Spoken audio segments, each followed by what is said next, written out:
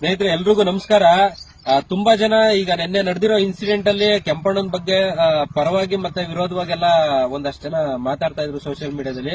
ನಾನ್ ಹೇಳೋದೇನಂತಂದ್ರೆ, ಕೆಂಪಣ್ಣನ ಜೊತೆ ನಾವು ಕಳೆದ ಒಂದು 15 ವರ್ಷದಲ್ಲಿ ಸ್ನೇಹಿತರಾಗಿದ್ದೀವಿ. ಯಾವಾಗ್ಲೂ ಇಲ್ಲೆಲ್ಲ ಸಿಗ್ತಾ ಇರ್ತೀವಿ, ಎಲ್ಲ ಅಕ್ಕಪಕ್ಕ ಒಂದು ಊರ್ನವರು.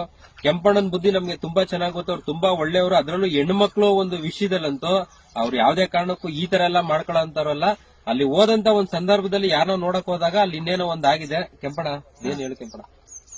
ಏನಂತ ಅಲ್ಲಿ ಸತ್ಯಾಂಶ ಏನು ಅಂತಾನೆ ನನಗೆ ಗೊತ್ತಿಲ್ಲ. ಯಾಕಂದ್ರೆ 8 ಗಂಟೆಗೆ ವೆಂಕಟೇಶಣ್ಣ ಬಂದು ನನ್ನನ್ನ ಹೆಸರು ಮಾಡಿದ್ದು.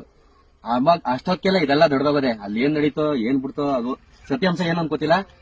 ವೆಂಕಟೇಶಣ್ಣ ಒಂದು ದೇವಸ್ಥಾನಕ್ಕೆ ಹೋದ. ದೇವಸ್ಥಾನದಿಂದ ಒಂದ್ ಫೋನ್ ಬರುತ್ತೆ ದೇವಸ್ಥಾನದ ಹತ್ರ ಇದ್ದಾಗ, ಹಿಂಗೆ ವೆಂಕಟೇಶ್ವರನ್ನ ಬಿಟ್ಬಿಟ್ಟು ನೋಡಾಗಿದ್ರಲ್ಲ, ಅಣ್ಣನ ಹತ್ರ ಇರಲ್ವಾ ನೀವು, ಬಂದ್ ನೋಡಲ್ವಾ ನೀವು, ಹಿಂಗ್ ಮಾಡ್ಬಿಟ್ರೆ ಹೆಂಗೆ ಹಂಗೆ ಹಿಂಗೆ ಅಂತ ಹತ್ಕೊಂಡ್ ಫೋನ್ ಮಾಡಿದ್ರು. ಅವ್ರನ್ನ ನೋಡ್ಕೊ ಬರಮ್ಮ ಅಂತ ಸ್ಟೇಷನ್ಗೆ ಹೋದೋ. ಸ್ಟೇಷನ್ ಇಂದ ಕಾರ್ ದೂರ ಆಯ್ತು, ರವೀಣನ ಕಾರ್ ದೂರ ಆಯ್ತು. ಕಾರ್ಗೆ ಹತ್ಕೊಳ್ಳೋ ಮೂವ್ಮೆಂಟ್ಸ್ ಅಲ್ಲಿ ಅಟ್ಯಾಕ್ ಮಾಡ್ಬಿಟ್ರು.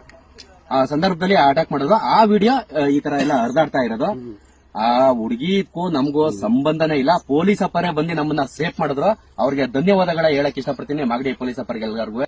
ಹೆಣ್ಮಕ್ಳು ವಿಷಯ ಅಂತ ಬಂದ್ರೆ ನೀವು ನಂಬಲ್ಲ, ನಾನು 1 ವರ್ಷ ಆಗದೆ ಮೆಸೆಂಜರ್ ನೋಡಿಯ ಚಾಟ್ ಮಾಡೋ ಮನ್ಸನವಲ್ಲ. ನಾನು ಸ್ಟೋರಿಗೆ ಒಂದು ಫೋಟೋನು ಕೂಡ ಹಾಕಲ್ಲ.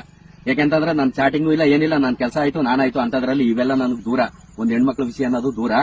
ಬಗ್ಗೆ ಭಾರಿ ಗೌರವ ಐತೆ ನನಗೆ. ಹೆಣ್ಮಕ್ಳೇ ಜಾಸ್ತಿ ಫಾಲೋವರ್ಸ್ ಯಾಕೆಂದ್ರೆ ಮಾಮೂಲಿ ನಾವು ಅಡುಗೆ ಮಾಡೋದಾಗಿರ್ಬೋದು, ನಮ್ಮ ಮಿಸಸ್ ನಾವು ಮಾತಾಡೋ ರೀತಿ ನೀತಿ ಆಗಿರ್ಬೋದು, ತುಂಬಾ ಗೌರವ ಕೊಡ್ತಾರೆ. ನಾನು ಅಂತ ಹೆಣ್ಮಕ್ಳ ವಿಷಯದಲ್ಲಿ ಅಂತ ಕೆಲಸ ಮಾಡೋ ವ್ಯಕ್ತಿ ಅಲ್ಲ.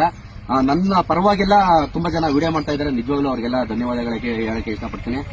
ನಿಮ್ ಪ್ರೀತಿ ಆಶೀರ್ವಾದ ಇದೇ ತರ ಇರಲಿ. Thank you.